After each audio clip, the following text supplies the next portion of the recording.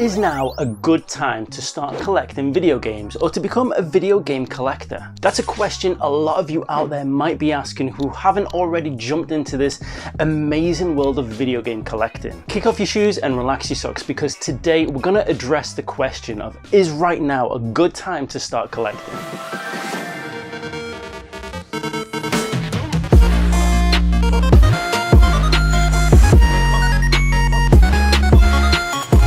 If you love video games, modern video games, retro video games, handheld and everything in between, then you're in the right place, because here at the Chronik Spartan show, we love everything about the world of video games. And if that sounds like your kind of thing, then hit the subscribe button and ring the notification bell so you don't miss out on future content. And for all you fellow Vita fanatics out there, I am so excited to announce that I've just launched the recent line of merch Addicted to Vita. Because I know for me personally, I cannot preach enough about how amazing the PS Vita is. If you want to check that out, links will be in the description below. But right now, let's get into today's episode.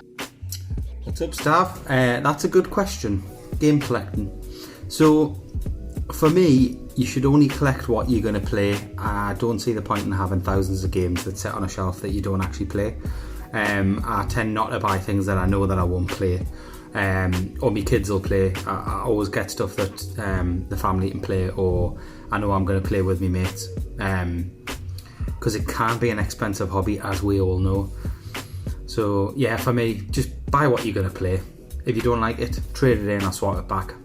Recently, I've been thinking, with all the news and all the talk we've heard of how video game collecting has really taken a surge in the last couple of years. We're seeing the likes of the Nintendo Wii, the PS3, the PS Vita, and pretty much every single console has seen a surge in game prices for video game collectors. It's gotten me thinking, is right now a bad time to start collecting video games? Now, there are multiple theories out there as to why video game collecting has become even more popular in the past year and a half than it has been over the past decade. But one thing is for certain, those prices are going up and those games are getting even harder to find. Now, anybody who watches the channel regularly will know that I've gone deep into the world of PS Vita collecting, and maybe I'm one of those people that is causing those surges in prices. I've suddenly had this need, this urge to get all the Vita games that I want in my collection as soon as possible. Now, there may be a part of me that is just addicted and gets these moments where I just feel the need to collect everything I want, but there's also the part of me that is starting to become more aware as a more seasoned collector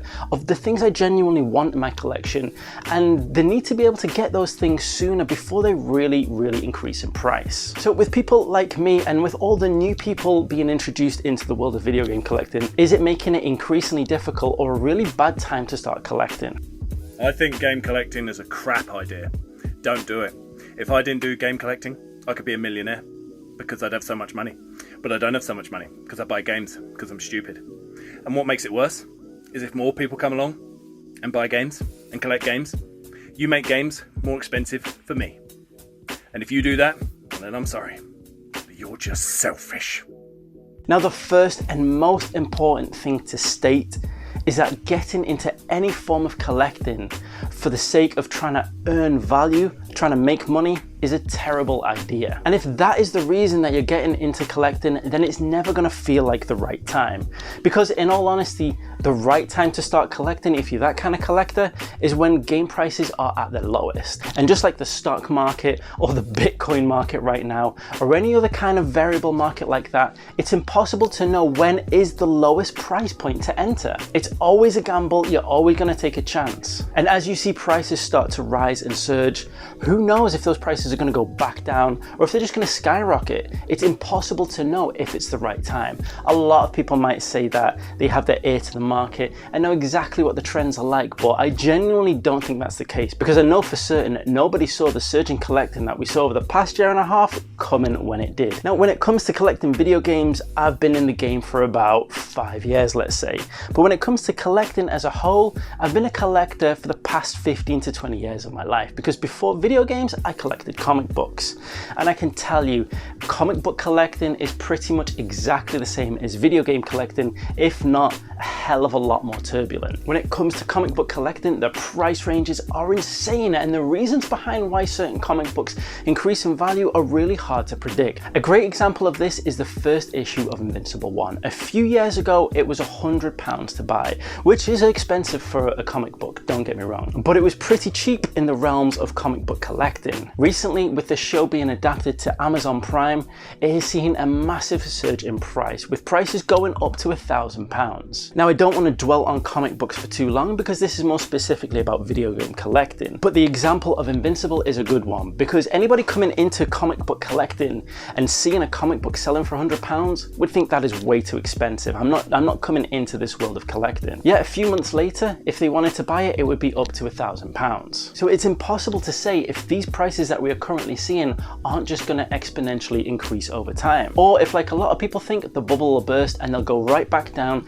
to much more reasonable prices. So that brings us back with the attempt to try and answer the question, is right now a good time to start collecting video games? And honestly, I think any time is a good time to start collecting video games, because I would recommend anybody that wants to do so does it purely because of passion.